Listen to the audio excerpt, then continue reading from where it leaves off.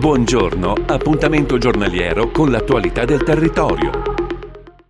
Benvenuti e bentrovati ad un nuovo appuntamento con il nostro territorio e oggi ospitiamo e salutiamo per questo Giovanni Carraro qui con me. Buona giornata Giovanni. Buongiorno a tutti, buongiorno a tutti. Eccoci qui. Allora, con Giovanni Carraro perché? Perché c'è questa nuova, qui abbiamo la seconda fatica, ma stai preparando, ho già preparato la terza fatica. Questo è il libro numero 2, diciamo, no? Questo I sentieri nascosti delle prealpi trevigiane, ma c'era un numero 1 con cui sei partito, per caso mi dicevi?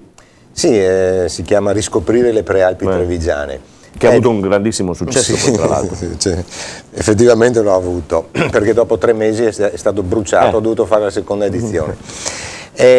Quello è nato per caso, perché diciamo, è stata una raccolta di tutte le mie esperienze sulle prealpi trevigiane, quando ero diciamo, un appassionato escursionista e basta.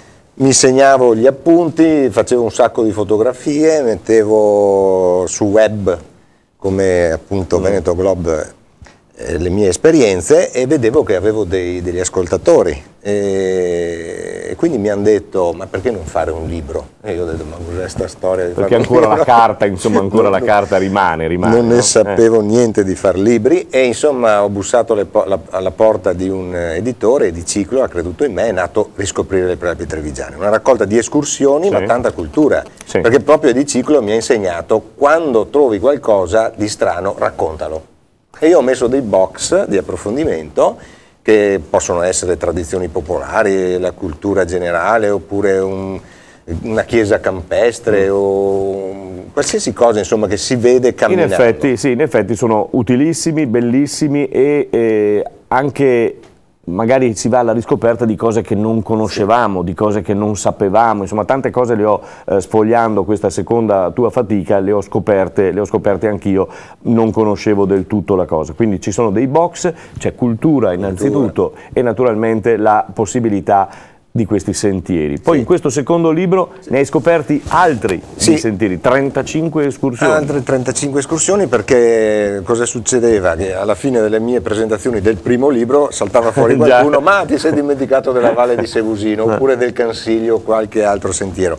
E allora mi sono messo alla ricerca e ho trovato diciamo, un lato B delle prealpi ed è nato I sentieri nascosti delle prealpi trevigiane, che addirittura è più grosso rispetto al primo, a più pagine, segno che c'era ancora molto da fare. Beh, effettivamente sei andato a scoprire, sempre su questa seconda fatica, sei andato a scoprire delle cosine anche particolari, insomma, non sono delle 35 escursioni normali, già conosciute, insomma c'è anche qualcosa anche di impegnativo, se vogliamo. Sì, ci sono dei percorsi abbastanza erti, quindi con dei dislivelli molto elevati, anche 1400 metri di dislivello, per cui c'è il giretto di fondovalle intorno ai laghi oppure in altre zone classica, diciamo, della pedemontana, però ci sono proprio queste salite verso il crinale delle prealpi trevigiane che insomma appaga molto chi ha voglia di sgambettare. Quindi. Tu sei originario del Cadore, ma te l'aspettavi che la provincia di Treviso, la Marca Trevigiana potesse dare, appunto, è un po'... No, io ho sempre girato l'area dolomitica fin da ragazzino, iscritto al CAI molto precocemente, ho girato praticamente tutte le vette della zona delle Dolomiti Bellunesi, le Ampezzane, Val d'Ansiai, del Boite, tutte quelle zone lì. Tra l'altro ancora una baita bellissima a Lorenzago, ogni tanto guardo questo maestoso Cridola. Però quando mi sono trasferito a Conegliano per motivi professionali negli anni *80, non ti nascondo che ho avuto un po' così di disorientamento a vedere un arco prealpino erboso, ho detto, dove sono le mie crode? Immagino. E invece ho scoperto un mondo fantastico e non sono più capace di tornare nelle Dolomiti, e questo è il problema. Beh, insomma, vabbè, le Dolomiti hanno il loro fascino, quindi ci ritorniamo più che volentieri. A differenza delle Dolomiti abbiamo più cultura. Ecco, quello che stavo dicendo io, qui hai trovato anche dei personaggi, mi raccontavi poco fa che sei addolorato per la morte, per la scomparsa di una Anna se n'è andata. Di oltre 101 anni, quindi hai riscoperto e hai scoperto anche questi valori. Quelli sono i veri hard disk della nostra cultura. Quando andiamo nelle borgate di Fais, che sono Per chi non lo sapesse, Fais è una serie di borghi, non è un paese. C'è Borgo Trubiano, Sì. Borgo Olivi, Borgo Menegon, varie altre borgate, Previdal. Insomma, tutte queste borgate rappresentano un po' la storia delle nostre prealpi, intesa come fienagione, pascolo, anche sussistenza in periodi brutti come la guerra. E ci sono questi personaggi, sono anziani perché diciamo non si sono più ripopolati. I giovani se ne erano andati, adesso vanno o per tornano, escursionismo sì, oppure esatto. perché hanno la casera del Chiaro. papà e vanno magari a farsi il weekend. C'è qualche residente effettivamente, però lì ci sono questi anziani che quando parlano veramente esce la storia.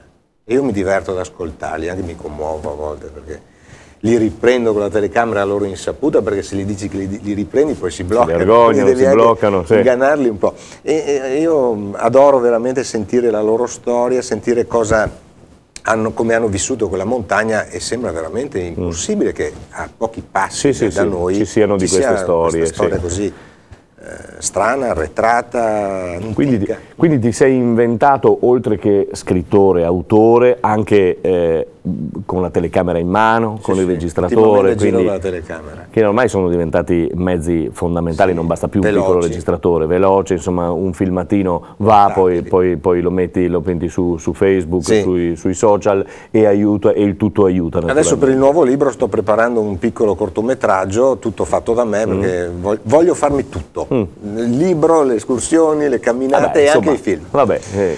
Quindi sarà una sorpresa, magari quando verrete ad ascoltarmi per il lancio del nuovo libro Visentin Selvaggio.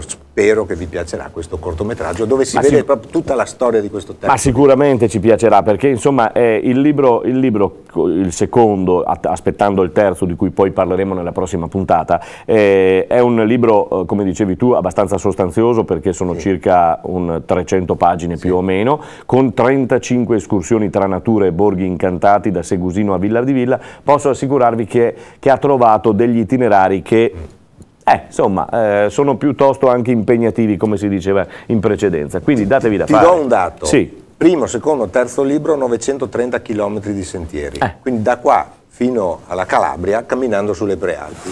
È bella questa immagine, questo lancio. Bene, allora abbiamo concluso il nostro primo spazio, ritorneremo a parlare con Giovanni Carraro di questo Visentin selvaggio, perché mi attira più che mai, insomma, conoscendo il Visentin, conoscendo insomma i Fais e cose di questo tipo, mi attira particolarmente. E allora alla prossima settimana con Giovanni Carraro, grazie per essere stato qui con noi. Arrivederci. Buongiorno, appuntamento giornaliero con l'attualità del territorio.